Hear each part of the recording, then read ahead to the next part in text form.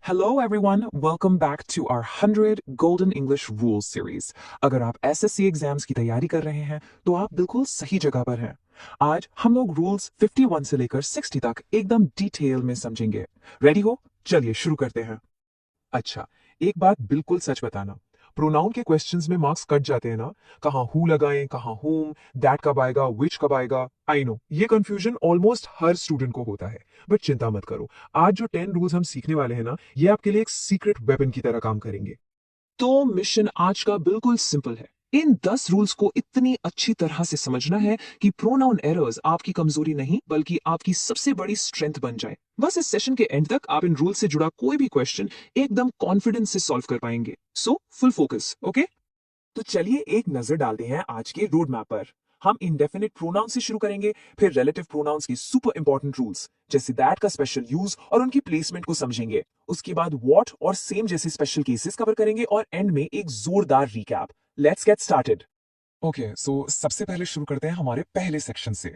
ये rules indefinite और distributive pronounce के देखने में तो काफी सिंपल लगते हैं, but believe me, SSC exams में इन्हीं से सेंटेंस इंप्रूवमेंट और एरर स्पॉटिंग के ट्रिकी क्वेश्चंस बन जाते हैं। ये बहुत कॉमन है, इसलिए पूरा ध्यान यहां रखिएगा। चलिए आते हैं रूल 51 पर, जो है नन के बारे में। यहाँ एक बहुत कॉमन ट्रैप है जिसमें स्टूडेंट्स फंस जाते हैं। हमें लगता है नन का मतलब है नॉट वन, इसलिए इसके साथ सिंगुलर वर्ब हैज आना चाहिए, राइट? बट वो गलत है। रूल कहता है जब नन ऑफ के बाद कोई प्लूरल नाउन आए, जैसे यहाँ प्लेयर्स, तो वर्ब भी प्लूरल ही होगा। इसलिए करेक्ट सेंटेंस है none of the players have been injured. Always always check the noun जो नन ऑफ के बाद आ रहा है। अब आते हैं रूल नंबर 52 पर। ये बहुत ही सिंपल बट इंपॉर्टेंट है। एनीवन और ईदर के बीच का फर्क देखो, एकदम सिंपल सा फंडा है। जब भी आप सिर्फ दो लोगों या चीजों की बात कर रहे हो तो आप ईदर यूज करोगे। For example, either of the two sisters can sing. लेकिन जैसे ही बात दो से ज्यादा लोगों या चीजों की हो, वहां एनीवन आएगा। Any one of the 10 students can solve this. Simple सा लॉजिक, दो के लिए ईदर, दो से ज्यादा के लिए एनीवन। इसको नोट कर लीजिए। ओके, रूल 53 थोड़ा सा ट्रिकी है, इस पे एक्स्ट्रा फोकस। ये है ईच के बारे में। रूल ये कहता है कि ईच ऑब्जेक्ट के बाद आप तभी लगा सकते हो जब उस ऑब्जेक्ट में कोई नंबर हो या नंबर इंप्लाइड हो। अब एग्जांपल देखो, the kids sang songs each, ये गलत है क्योंकि सॉन्ग्स में कोई स्पेसिफिक नंबर नहीं है। लेकिन the kids sang a song each, ये बिल्कुल सही है। क्यों? क्योंकि a song का मतलब है वन सॉन्ग, या नंबर वन छुपा हुआ है। इसका मतलब हुआ कि हर बच्चे ने एक एक गाना गाया। The key is to look for a number in the object. चलिए अब बढ़ते हैं एक वीवीआईपी रूल की तरफ। रूल नंबर 54, मैं चाहता हूं आप इस पे स्टार मार्क कर लें because this is an SSC favourite. ये रूल है रिलेटिव प्रोनाउन दैट के बारे में। अक्सर हम हु और विच में कंफ्यूज रहते हैं, लेकिन कुछ स्पेसिफिक केसेस हैं जहां सिर्फ और सिर्फ दैट ही करेक्ट होता है। चलिए देखते हैं वो स्पेशल केसेस कौन से हैं। तो कब कब हु और विच को बाय बाय बोल के दैट को यूज करना है? Let's break it down. Number 1, superlative degree के बाद, जैसे this is the best movie that I have ever seen. Number 2, कुछ स्पेशल वर्ड्स के बाद, जैसे ऑल, एनी, सेम। आपने सुना ही होगा, all that glitters is not gold. Number 3, interrogative pronouns के बाद, जैसे who is she that is crying so loudly. और नंबर 4, जब आप एक इंसान और एक जानवर या चीज की बात एक साथ कर रहे हो। For example, the girl and her dog that were missing have been found. इन 4 केसेस में नो कंफ्यूजन, सिर्फ दैट आएगा। ओके, सो अब तक हमने देखा क्या यूज करना है, अब देखेंगे कहाँ यूज करना है। सही प्रोनाउन यूज करना ही काफी नहीं है, उसकी प्लेसमेंट बिल्कुल परफेक्ट होनी चाहिए। यहाँ प्लेसमेंट से पूरा मतलब बदल जाता है। चलो ध्यान दो, इन रूल्स 55 टू 58 हम प्लेसमेंट के मास्टर बनेंगे। रूल 55, एक और क्लासिक एसएससी ट्रैप। देखिए, one of my friends who stay in New York is coming. यहां स्टे आएगा, स्टेज नहीं। अब आप सोचेंगे क्यों? क्योंकि रिलेटिव प्रोनाउन हु अपने से ठीक पहले वाले नाउन यानी कि अपने एंटीसीडेंट को रेफर करता है। यहाँ एंटीसीडेंट कौन है? फ्रेंड्स। और फ्रेंड्स क्या है? प्लूरल। तो वर्ब भी प्लूरल होगा, स्टे। सेंटेंस का मेन सब्जेक्ट वन है जिसका वर्ब है is coming. So one is coming is the main sentence. The detail is friends who stay. Who हमेशा अपने पास वाले दोस्त से अग्री करता है। Let's talk about rule 56। Simple शब्दों में ये रूल हु और हुम का झगड़ा सॉल्व करता है। स्लाइड पर जो एग्जाम्पल है उसे बेटर समझने के लिए हमें थोड़ा करेक्ट करना होगा। The right sentence should be Rohini was the one whom the security barred from entering. यहां whom आएगा, हु नहीं। क्यों? एक सिंपल टेस्ट है। इस क्लॉज में एक्शन बार्ड कौन कर रहा है? द सिक्योरिटी ये सब्जेक्ट है। किसको रोका गया? रोहिणी को, जिसके लिए प्रोनाउन यूज हो रहा है ये ऑब्जेक्ट है। जब प्रोनाउन ऑब्जेक्ट की तरह काम करे तो whom यूज करते हैं। Simple rule, who for subjects, whom for objects. चलिए आगे बढ़ते हैं रूल 57 की तरफ। ये बहुत ही लॉजिकल रूल है। इसको ऐसे समझो, जब एक ही इंसान या चीज के लिए दो अलग अलग काम हो रहे हों और उनका रोल अलग अलग हो तो हमें दो अलग अलग प्रोनाउंस यूज करने पड़ेंगे। एग्जाम्पल देखो, द ट्रेनर। अब ट्रेनर के बारे में दो बातें हैं। पहली, स्टूडेंट्स हेट हिम। यहां ट्रेनर ऑब्जेक्ट है इसलिए whom आएगा। दूसरी बात, he calls himself a giant. यहां ट्रेनर सब्जेक्ट है इसलिए who आएगा। तो करेक्ट सेंटेंस बनेगा the trainer whom students hate and who calls himself a giant। आप एक ही प्रोनाउन से दोनों काम नहीं चला सकते।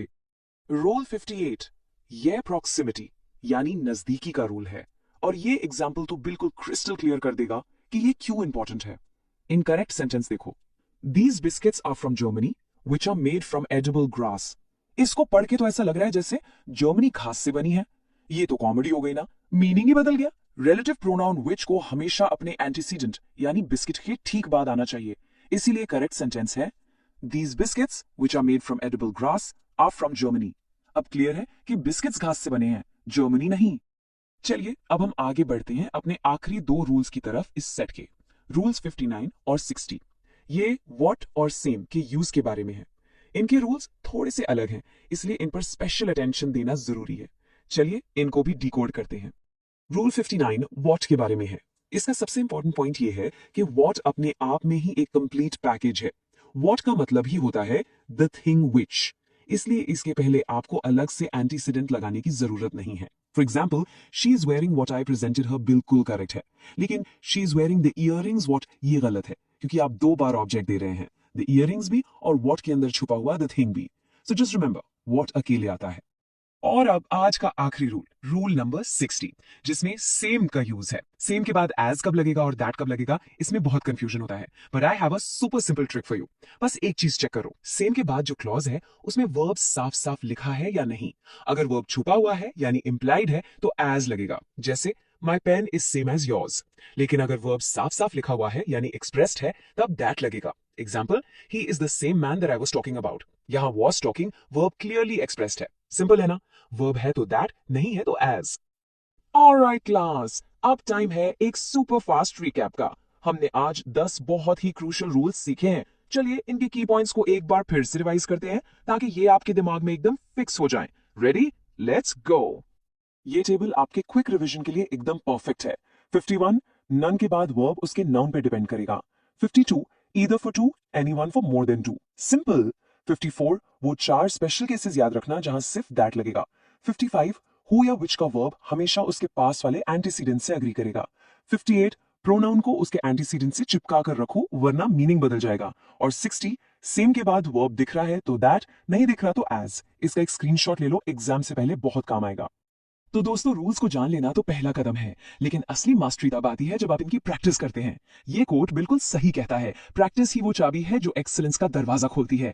तो इन रूल्स को अप्लाई करके प्रीवियस ईयर क्वेश्चन सॉल्व कीजिए। जितनी ज्यादा प्रैक्टिस उतना ही ज्यादा कॉन्फिडेंस। तो ये थे हमारे golden rules 51 to 60। I hope अब आपको सब कुछ एकदम क्रिस्टल क्लियर हो गया होगा। अब क्या आप तैयार हैं अगले 10 रूल्स को कॉन्कर करने के लिए? हम जल्द ही मिलेंगे अपने अगले एक्सप्लेनर में रूल 61 से 70 के साथ। तब तक keep learning, keep practicing and stay focused. Thank you. Hello everyone और स्वागत है आप सबका 400 golden rules of English grammar series में। I hope you all are doing great. आज हम अपनी जर्नी को आगे बढ़ाने वाले हैं और 10 नए सुपर इंपॉर्टेंट रूल्स सीखेंगे, रूल 61 से लेकर 70 तक। ट्रस्ट मी, ये वो रूल्स हैं जो एसएससी, सीजीएल और सीएचएसएल एग्जाम्स में बार बार पूछे जाते हैं। इन्हें मास्टर कर लिया तो आपको एक सॉलिड एज मिलेगा। सो grab your notebooks, get focused and let's get started. Okay, so what's on the menu today? Let's take a quick look at our roadmap. We're going to tackle these 10 golden rules in 3 parts. First, we'll dive into some tricky pronouns. Then, we'll master some crucial rules about tenses and clauses. After that, we'll tackle subject-verb agreement. And finally, the most important part, we'll do a lightning-fast revision to make sure every single rule is locked in your mind for good. So our mission for this session is crystal clear. We're going to decode 10 English rules that are hotspots for questions in SSC exams.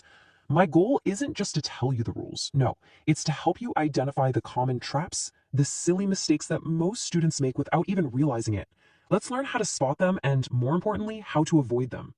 Let's kick things off with our very first section, pronoun rules. We're going to look at two rules where the potential for confusion is really, really high. Remember, pronouns might seem like small words, but one tiny mistake can change the entire meaning of a sentence and cost you valuable marks. So let's give this our full attention. Okay, first up, let's talk about rule number 61. This is one of those classic errors you'll see all the time in Spot the Error questions. Now take a close look at these two sentences on your screen. The first one says, the weight is such that he could not lift it. Now for many students, this might sound perfectly fine when you read it, but, and this is a big but, the grammatically correct version is, the weight is such as he could not lift it. We've replaced that with as, so the big question is, why? What's the logic here? Let's break it down. So here's the rule, and I want you to memorize this forever. Such and as are a fixed pair. They are a team. Think of them like not only and but also. Whenever you have the word such in a sentence, the relative pronoun that follows it will always be as. Not that, not which, nothing else. It's a golden jodi that you simply cannot break apart. Star mark this one for your exams. So, is Rule 61 clear? Fantastic. Let's now move on to Rule 62. This one is all about clearing up the confusion between which and what. I know, they both ask questions, but their usage completely depends on the situation. Let's see how. Okay, have a look here. The incorrect sentence says, what are the states of India you have visited? And the correct one says, which are the states of India you have visited? It's just a one-word difference, but that single word can decide whether you get the marks or not. So let's understand the logic behind this. The rule here is actually very simple once you get it. You use which when you are talking about making a choice or a selection from a limited, defined group. For example, the states of India. We know there's a fixed number, right? You're selecting from that set. On the other hand, you use what for general, open-ended questions where there are no real options, like, what is your name? There's no list to choose from. That's the key difference. All right, with pronouns sorted, we now move to the absolute backbone of English grammar, tenses. The next 5 rules are focused on tenses and clauses. And let me be very clear, from an exam point of view, this section is extremely, extremely important. There's no room for error here, guys. So the first rule in this section is Rule 63. This deals with actions that started sometime in the past, but are still continuing in the present. This is a very common area where students make mistakes with tenses. Look at this example. SRK is doing movies for the last 20 years. Now, is doing is the present continuous tense. It talks about something happening right now. But look closer. The sentence gives a time duration for the last 20 years. This tells us the action began in the past and is still going on. For situations like this, we have a special tense, the present perfect continuous. That's why the correct sentence is, SRK has been doing movies. Okay, next up, Rule 64. This is another classic trap that students often fall into. It's related to time adverbs, those little words that examiners love to use to confuse you. Let's break it down.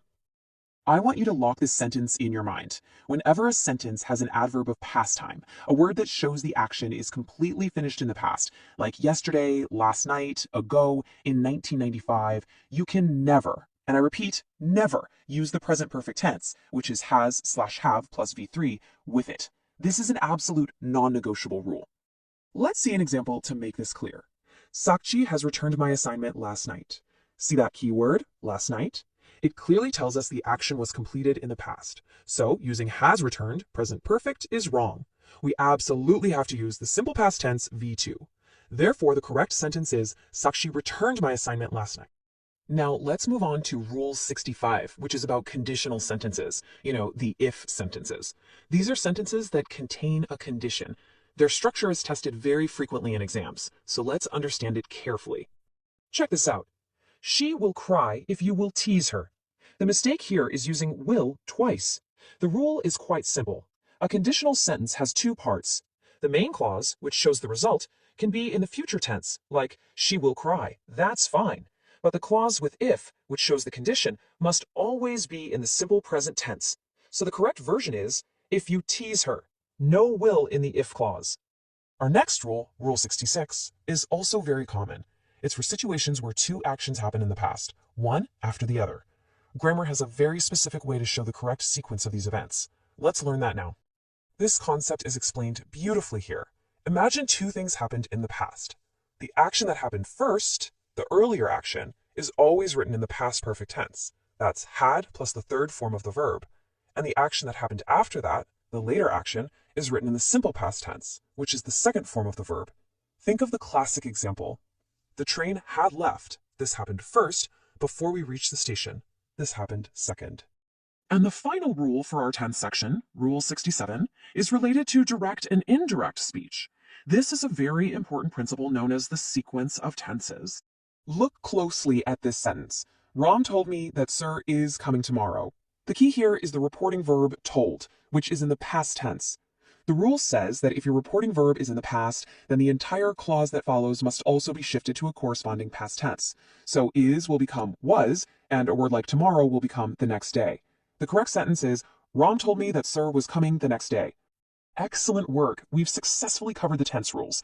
Now, let's move to our final section, a topic that is an absolute favorite for examiners, subject-verb agreement. Let's look at 3 crucial rules from this topic. We'll kick off this section with the most important, the most fundamental rule of them all, Rule 68. The rule here is that the verb must always agree with its real subject. Look at the sentence. The hospitality of the villagers are to be learnt. What's the mistake? A student might see the word villagers, which is plural, and immediately use are. But wait, are we talking about the villagers? No, we are talking about their hospitality. Hospitality is the real subject, and it's a singular concept. Therefore, the verb must also be singular, is. Now let's check out Rule 69. This rule applies when 2 different subjects are joined by the word and.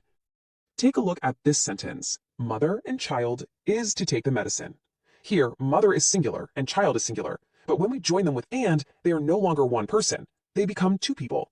This makes the subject plural, and a plural subject needs a plural verb. It's as simple as that. So is must be changed to are. But you know what they say? In grammar, there's always an exception. So Rule 70 is an important exception to the previous rule. This is for situations where 2 or more subjects joined by and actually represent a single unified idea. And here we have a perfect example of this exception. The words admiration, accolade, and acclamation, yes, they are 3 different words, but they all mean basically the same thing, praise. Because they combine to form a single concept or idea, we treat them as a singular unit. And because of that, they take a singular verb, which is has, not have. So let's quickly summarize these 3 rules with this handy table. Rule 68, find the real subject. Rule 69, 2 different subjects with and make a plural verb. And Rule 70, the exception, multiple subjects that form one single idea take a singular verb. I suggest you take a quick screenshot of this. It's great for revision. Fantastic! We've gone through all 10 rules for today in detail. But now comes the most critical part of our session, the quick revision. This is what will transfer these rules from your short-term memory straight into your long-term memory. So are you ready? Let's do this.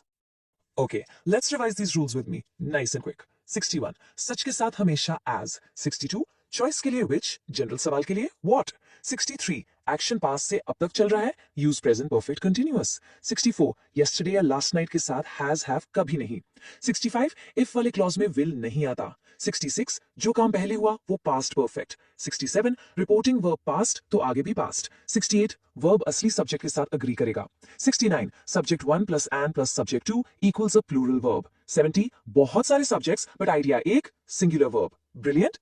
So after learning these 10 rules, I have a question for you. Which one of these rules was a rule that you used to get wrong until today? Be honest and let me know in the comments.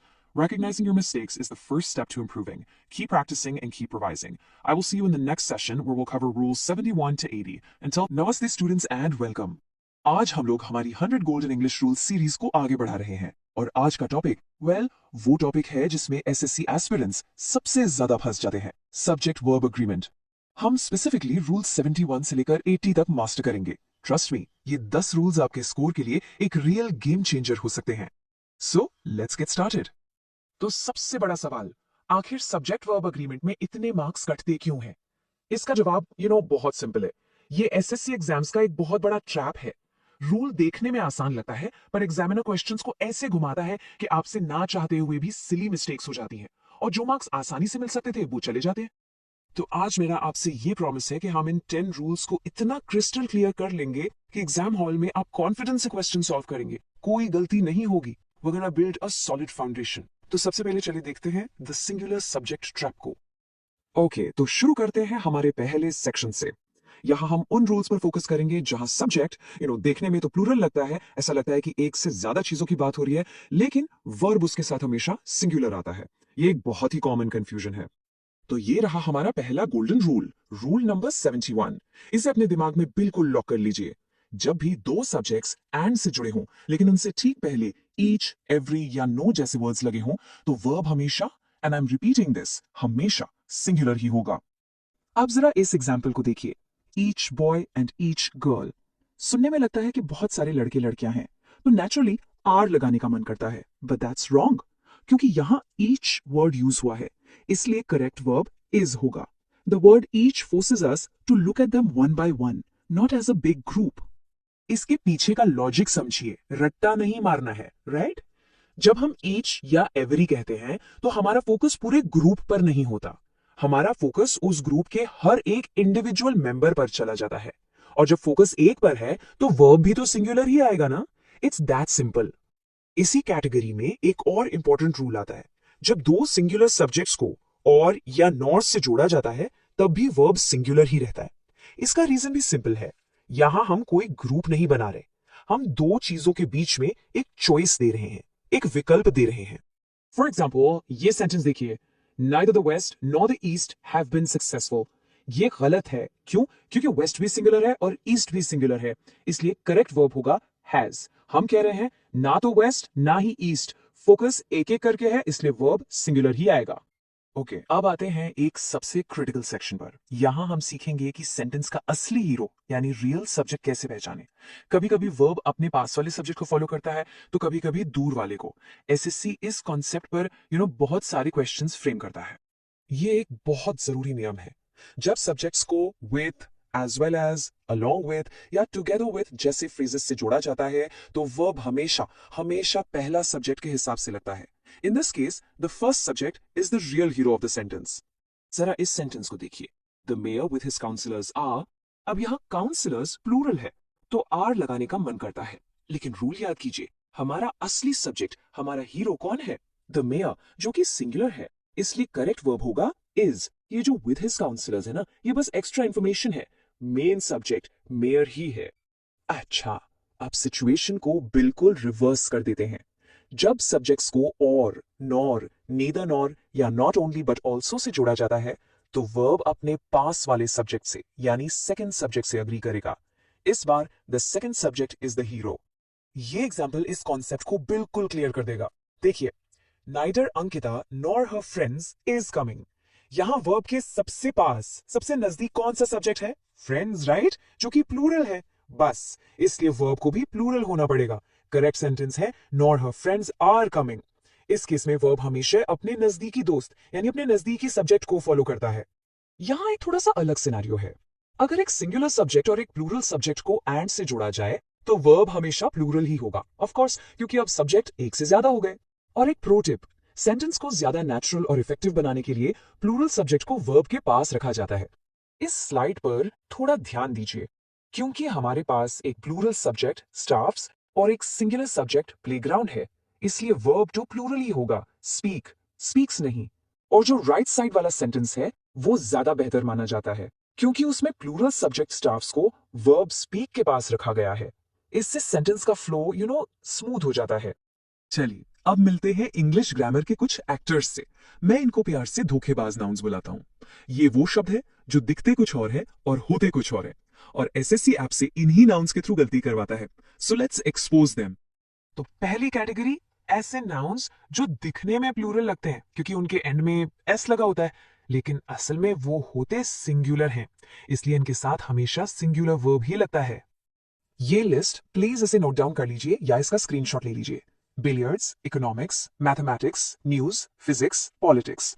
Notice कीजिए, इसमें ज्यादातर subjects of study या फिर diseases के नाम है, और news तो सबसे कॉमन एग्जाम्पल है। हमेशा याद रखिए, the news is good, not the news are good.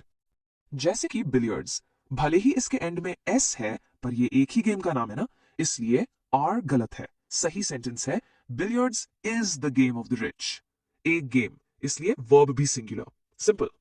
अब आते हैं इसकी बिल्कुल ऑपोजिट कैटेगरी पर, रूल 77। ये ऐसे नाउन्स हैं जो दिखने में तो सिंगुलर लगते हैं, इनके एंड में एस नहीं होता, लेकिन इनका मतलब हमेशा प्लूरल होता है, तो वर्ब भी इनके साथ प्लूरल ही आएगा। ये लिस्ट भी बहुत बहुत इंपॉर्टेंट है। Cattle, children, police, people, poultry, ये शब्द अपने आप में एक ग्रुप को रिप्रेजेंट करते हैं। फॉर एग्जाम्पल, पुलिस का मतलब एक पुलिस वाला नहीं होता, पूरी पुलिस फोर्स होता है। इसीलिए हम कहते हैं the police are coming, not the police is coming. इस एग्जाम्पल को देखिए, पोल्ट्री का मतलब है मुर्गियां, यानी एक से ज्यादा बर्ड्स। इसलिए सिंगुलर वर्ब वॉज यहां पर गलत है, सही वर्ब होगा प्लूरल वर।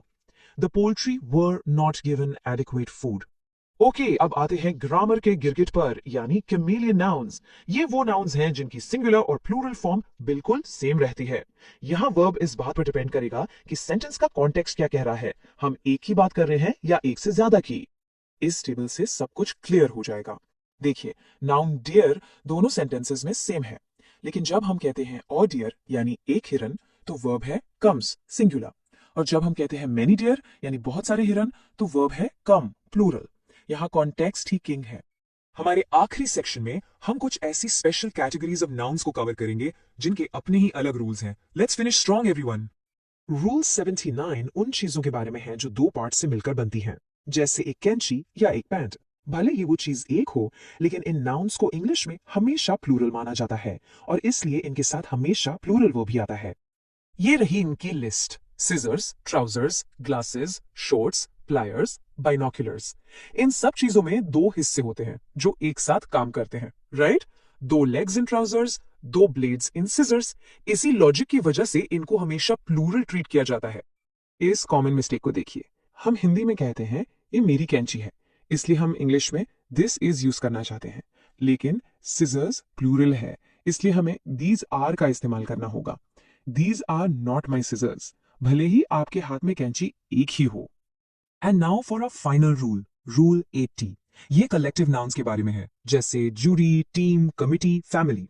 ये नाउन्स थोड़े फ्लेक्सिबल होते हैं, ये सिंगुलर भी हो सकते हैं और प्लूरल भी। सब कुछ इस बात पे डिपेंड करता है कि वो ग्रुप एक यूनिट की तरह काम कर रहा है या उसके मेंबर्स अलग अलग काम कर रहे हैं।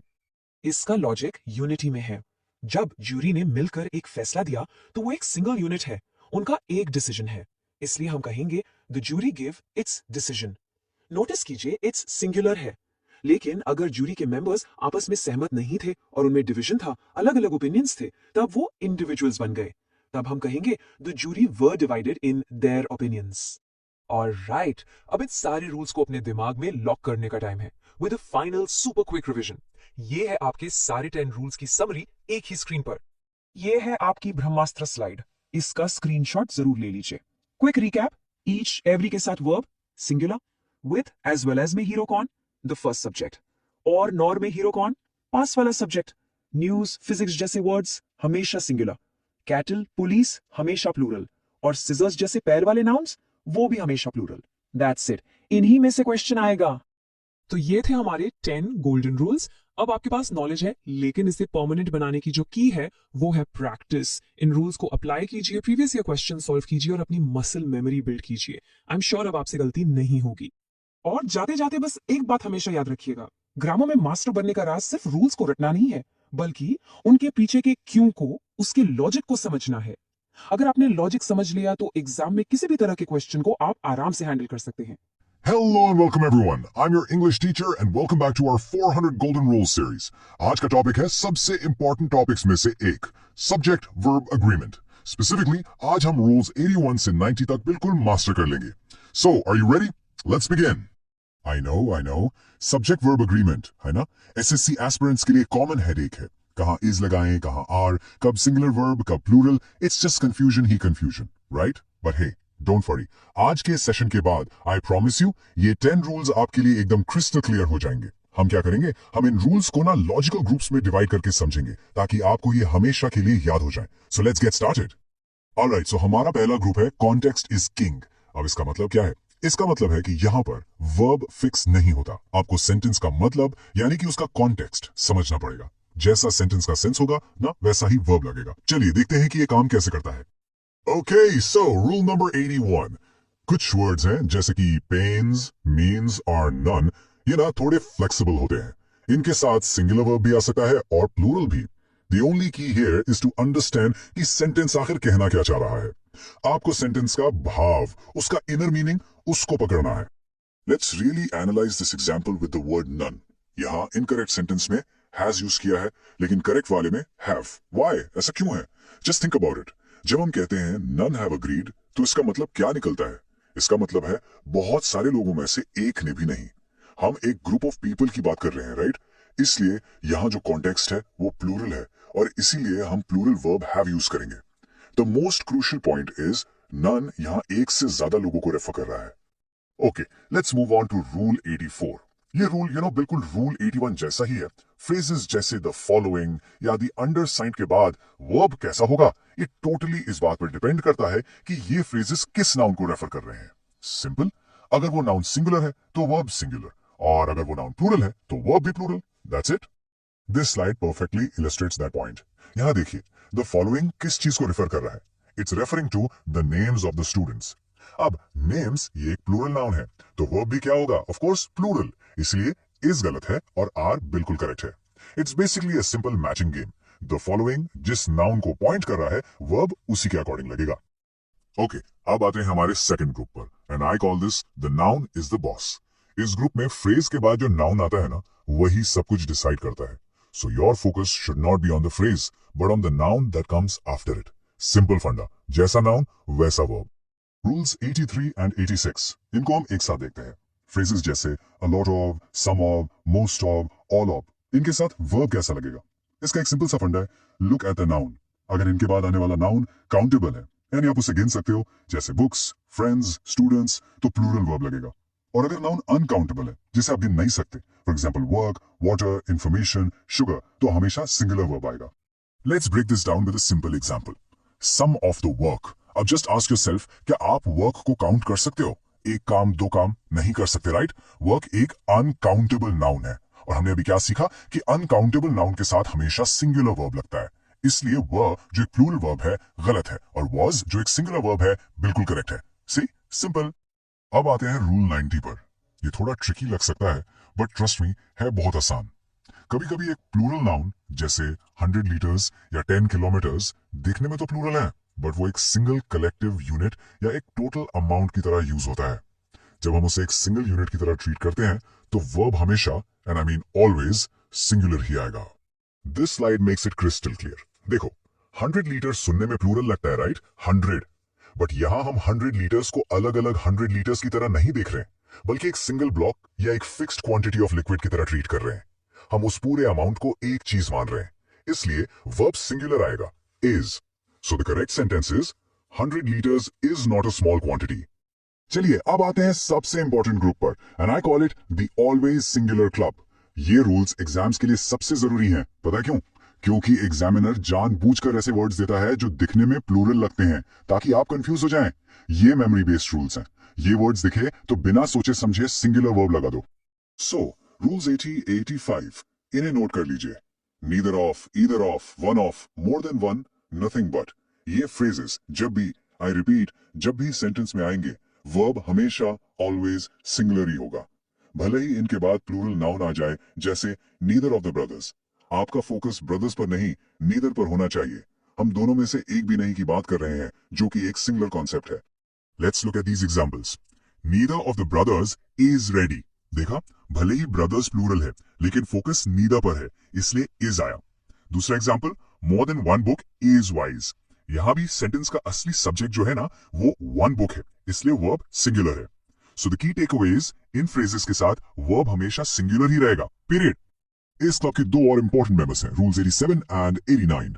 वर्ड जैसे ईच, एवरी, एनीवन, एवरीवन, ये हमेशा सिंगुलर वर्ब लेते हैं। क्यों? क्योंकि ये ग्रुप में से हर इंडिविजुअल पर फोकस करते हैं। सिमिलरली, जब एक नाउन प्रेपोजिशन के बाद रिपीट होता है, जैसे हाउस आफ्टर हाउस या डे बाय डे, तो भी वर्ब सिंगुलर ही होता है। इसका रीजन है कि इसका मतलब है एक के बाद एक, यानी action one at a time हो रहा है। Again, let's reinforce the logic with these examples. Each of the students was given. यहाँ each का मतलब है हर एक स्टूडेंट इंडिविजुअली, इसलिए सिंगुलर वर्ब was. दूसरा, house after house was searched. यहाँ पेट्रोलिंग टीम ने एक बार में सारे घर सर्च नहीं किए, राइट? उन्होंने एक के बाद एक घर सर्च किया।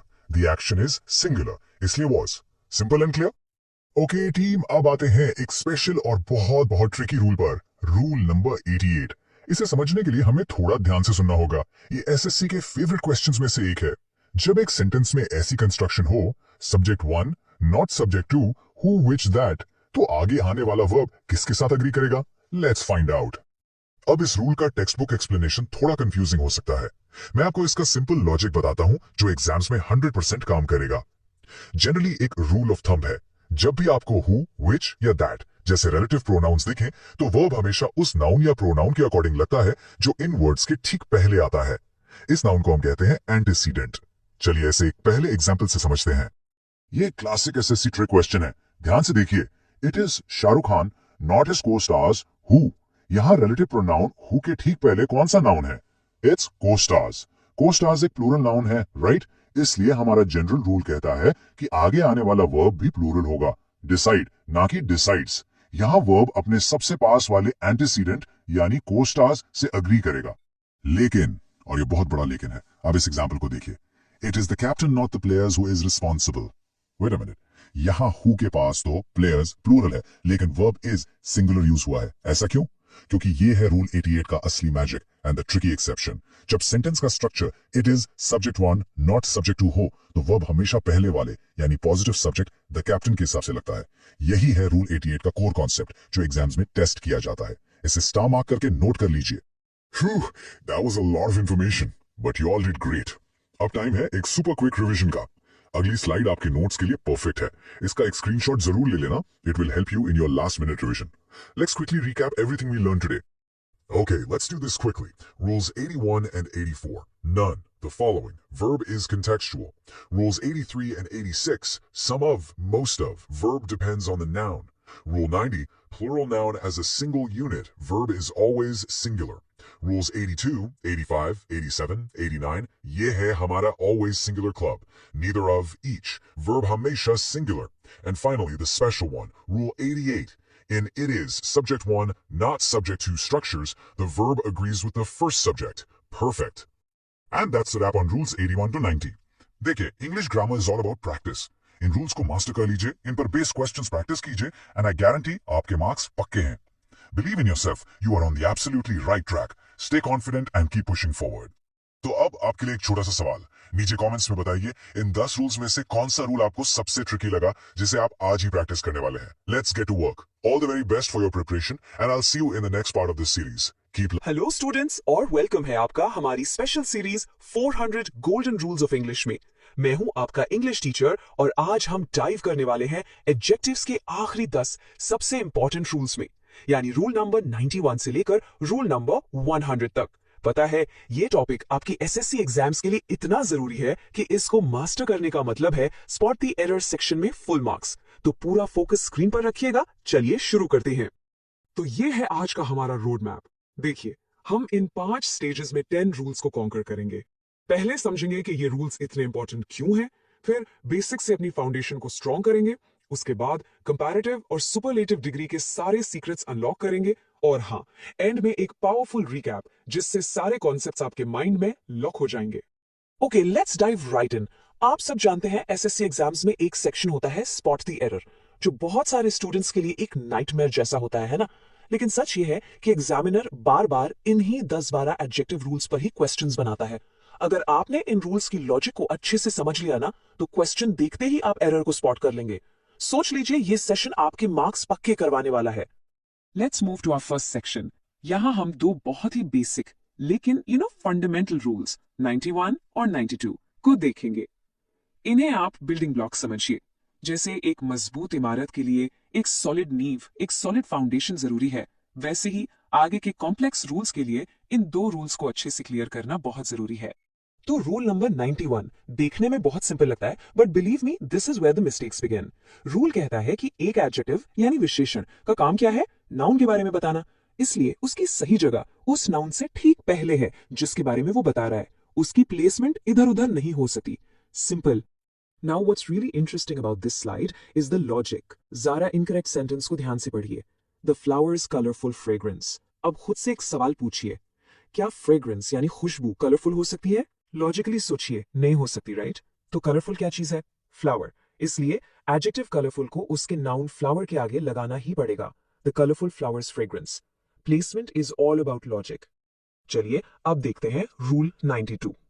ये एक बहुत ही कॉमन ट्रैप है जिसमें स्टूडेंट्स एग्जाम में फंसते हैं। जब भी आप एज का यूज करके किसी चीज की बराबरी या कंपैरिजन दिखा रहे हैं, तो याद रखिए ये हमेशा एक पेयर में, एक जोड़ी में आता है, as, और आपका एडजेक्टिव इन दोनों as के बीच में एक सैंडविच की तरह फिट हो जाता है। यहां पर गलती देखिए, Suman is pretty as a princess. ये सुनने में भी अजीब लगता है और ग्रामेटिकली भी बिल्कुल इनकरेक्ट है। आपको कहना होगा Suman is as pretty as a princess. हम कहना चाहते हैं कि सुमन उतनी ही प्रिटी है जितनी की एक प्रिंसेस। तो ये स्ट्रक्चर ये नॉन नेगोशिएबल है। Both as are compulsory.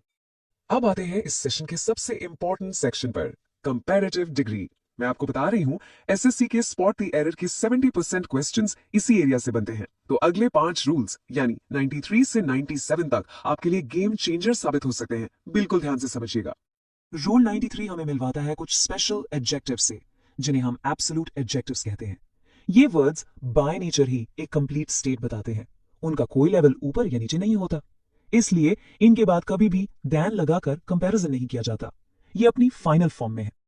ये लिस्ट ध्यान से देखिए। वर्ड्स जैसे मेजर, माइनर, इंटीरियर, एक्सटीरियर।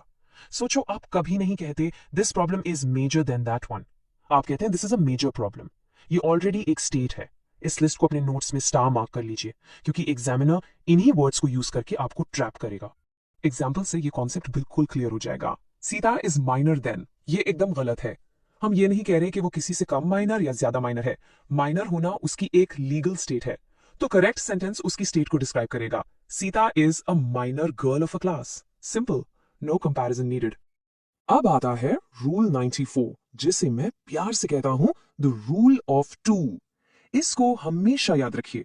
जब भी और सिर्फ तभी जब कंपैरिजन ठीक दो लोगों या दो चीजों के बीच में हो, हम हमेशा कंपैरेटिव डिग्री यूज करते हैं, जिसके एंड में जनरली ER आता है। सुपरलेटिव डिग्री यानी EST यहां यूज करना एक ब्लंडर है। सेंटेंस में बिटवीन द टू एक बहुत बड़ा क्लू है, एक हिंट है जो एग्जामिनर आपको दे रहा है। जैसे ही आपको ये फ्रेज देखे, आपके दिमाग की घंटी बजनी चाहिए कि यहां रूल ऑफ टू अप्लाई होगा। तो द लेजीएस्ट जो कि सुपरलेटिव है, नहीं बल्कि लेजियर कंपैरेटिव आएगा। Manish is lazier between the two. वैसे ही smarter, taller, better, you get it. ये एक बहुत सटल पर एक्सट्रीमली इंपॉर्टेंट रूल है। रूल 95 कहता है कि जब आप कंपैरेटिव डिग्री में किसी एक चीज को उसकी ही कैटेगरी की बाकी सभी चीजों से कंपेयर करते हो, तो आपको उसको उस ग्रुप से अलग करना पड़ेगा, अदर वर्ड यूज करके। सोच रहे होंगे क्यों? चलिए अगली स्लाइड में इसकी लॉजिक समझते हैं। So here's the critical logic. अगर आप कहते हैं Sushil is cleverer than all contractors, तो इसका मतलब सुशील खुद से भी क्लेवरर है, क्योंकि वो भी तो ऑल कॉन्ट्रैक्टर्स के ग्रुप में आता है। ये तो इलॉजिकल है ना। आप खुद से बेटर कैसे हो सकते हो? इस लॉजिकल फैलेसी को ठीक करने के लिए हम अदर वर्ड लगाते हैं। देन अदर कॉन्ट्रैक्टर्स कहने से हम सुशील को उस ग्रुप से एक्सक्लूड कर देते हैं जिससे उसका कंपैरिजन हो रहा है। ओह, ये रूल तो एग्जाम का फेवरेट है। इस पे डबल स्टार मार्क कर लीजिए। इंग्लिश में कुछ स्पेशल कंपैरेटिव एडजेक्टिव्स हैं जो लैटिन लैंग्वेज से आए हैं। ये थोड़े वीआईपी हैं और इनका रूल है कि ये अपने बाद दैन नहीं बल्कि हमेशा हमेशा प्रेपोजिशन टू लेते हैं। And this brilliantly illustrates the list. इस लिस्ट को मैं तो कहूंगा रट लीजिए, इसका कोई एक्सेप्शन नहीं है। Senior to, junior to, superior to, inferior to, prior to. मेरे साथ रिपीट कीजिए। Senior to, junior to, superior to. इनके बाद दैन लगाना एक ग्रामेटिकल पाप है। एकदम सिंपल। एग्जाम में जैसे ही आपने सीनियर वर्ड देखा, आपका काम है चेक करना कि उसके आगे क्या लगा है। अगर थैन है तो वही आपका एरर है। थैन को काट कर टू लगा दीजिए and you get full marks. Mister that Chaudhary is senior to mister Behera. That's it, simple. चलिए अब एक इंटरेस्टिंग पजल सॉल्व करते हैं। स्क्रीन पर एक सेंटेंस है, the bird is prettier then strong. जरा सोच के बताइए, क्या यह सेंटेंस सही है? यहां ध्यान दीजिए, हम दो अलग अलग बर्ड्स को कंपेयर नहीं कर रहे हैं। हम एक ही बर्ड की दो अलग क्वालिटीज को कंपेयर कर रहे हैं, उसकी सुंदरता और उसकी ताकत। और इसका रूल ये है कि जब एक ही नाउन की दो अलग अलग क्वालिटीज को आपस में कंपेयर किया जाए, तो हम एडजेक्टिव की ER वाली फॉर्म यूज नहीं करते। भले ही प्रिटियर एक वैलिड वर्ड है, लेकिन यहां यूज नहीं होगा। इस स्पेशल केस के लिए हम more plus positive degree of adjective का स्ट्रक्चर यूज करते हैं। देखा, करेक्ट सेंटेंस है the bird is more pretty than strong. अब इसका मतलब ये नहीं है कि बर्ड सुंदर है। इसका मतलब है कि उस बर्ड में प्रिटी होने की क्वालिटी स्ट्रॉन्ग होने की क्वालिटी से ज्यादा है। We are weighing two qualities of the same bird, इसलिए मोर प्रिटी यूज होता है, प्रिटियर नहीं। All right, let's move to the final set of rules. अब हम मास्टर करेंगे सुपरलेटिव डिग्री। याद है, कंपैरेटिव डिग्री दो चीजों के लिए थी, सुपरलेटिव डिग्री दो से ज्यादा चीजों के कंपैरिजन के लिए होती है। चलिए देखते हैं इसके टॉप 3 रूल्स। रूल 98 बहुत सीधा और सिंपल है। जब भी कंपैरिजन दो से ज्यादा लोगों या चीजों के बीच में हो, जैसे ऑफ ऑल बर्ड्स या इन द एंटायर क्लास, तब हम हमेशा हाईएस्ट डिग्री यानी सुपरलेटिव डिग्री का यूज करते हैं, जिसके एंड में अक्सर ईएसटी आता है। मेन क्लू फ्रेज है ऑफ ऑल बर्ड्स, इसका मतलब दो से ज्यादा बर्ड्स हैं। तो यहाँ कंपैरेटिव डिग्री क्लेवरर आ ही नहीं सकती। यहाँ पर उस ग्रुप का चैंपियन बताना है, इसलिए आएगा superlative degree, the cleverest. The crow is the cleverest of all birds. ये रूल 95 का ठीक उल्टा है, यानी ऑपोजिट। कंपैरेटिव में हम अदर लगाकर नाउन को ग्रुप से एक्सक्लूड करते थे, राइट? सुपरलेटिव में हम उस चीज को ग्रुप में इंक्लूड करते हैं, क्योंकि वो उस ग्रुप का ही हिस्सा है जो सबसे बेस्ट या वर्स्ट है। इसलिए ऑल यूज होता है, एनी अदर नहीं। एग्जाम्पल देखिए और लॉजिक समझिए। स्नेक वुड खुद भी तो एक तरह की वुड है ना? तो वो any other would say heaviest कैसे हो सकती है? वो सभी वुड्स के ग्रुप में से हेवीएस्ट है, इसलिए ऑफ एनी अदर वुड गलत है। सही होगा ऑफ ऑल वुड्स, जिसमें स्नेक वुड खुद भी इंक्लूडेड है। Snake wood is the heaviest of all woods. And a final rule, rule number 100। ये एक गोल्डन रूल है जिसको कभी कभी नहीं भूलना। सुपरलेटिव डिग्री हमेशा, आई रिपीट, हमेशा अपने पहले आर्टिकल द लेती है। ये उसकी पहचान है। समझो, द सुपरलेटिव डिग्री का ताज है। फाइनेस्ट एक सुपरलेटिव डिग्री है, इसलिए इसके आगे अ नहीं आ सकता। यहां आर्टिकल द आना कंपल्सरी है। The finest, the best, the tallest, the most beautiful, हमेशा द आएगा। So the correct sentence is, the monk who sold his Ferrari is the finest book. चलिए आखिरी सेक्शन में एक सुपर क्विक रिकैप करते हैं इन सभी रूल्स का। ये रिवीजन आपके दिमाग में सारे कॉन्सेप्ट्स को एकदम क्रिस्टल क्लियर कर देगा, ताकि एग्जाम हॉल में कोई कंफ्यूजन ना हो। ये टेबल आपका रिवीजन जैकपॉट है। मैं तो रेकमेंड करूंगी कि आप इसका एक स्क्रीनशॉट ले लीजिए। It brilliantly summarises the key differences. देखिए, कंपैरेटिव दो चीजों के लिए दैन या टू का यूज, अदर से एक्सक्लूजन। सुपरलेटिव दो से ज्यादा के लिए द और ऑफ ऑल का यूज, ऑल से इंक्लूजन। लास्ट मिनट रिवीजन के लिए इससे बेहतर कुछ नहीं हो सकता। तो इस पूरे एक्सप्लेनर का सबसे बड़ा टेक अवे क्या है? It is that context is king. जब भी आप स्पॉट थियरी का क्वेश्चन सॉल्व करें, खुद से 3 सवाल पूछिए। क्या कंपैरिजन दो चीजों में है? क्या ये दो से ज्यादा में है? या ये एक ही चीज के दो क्वालिटीज के बीच है? जैसे ही आपको इसका जवाब मिलेगा, आप सही रूल अप्लाई कर पाओगे। आई होप ये एक्सप्लेनर आपके लिए हेल्पफुल था और एडजेक्टिव्स के ये 10 रूल्स अब आपके लिए बिल्कुल क्लियर हो गए होंगे। अब मुझे कमेंट्स में बताइए कि आपको इन 10 रूल्स में से सबसे ट्रिकी रूल कौन सा लगा। एंड हियर्स अ थॉट, ये सारे रूल्स हमारी लैंग्वेज को स्ट्रक्चर देते हैं, but how often do we see even native speakers break these very rules in daily conversation? क्या ग्रामर सिर्फ एग्जाम्स के लिए है? Let me know your thoughts. Keep learning.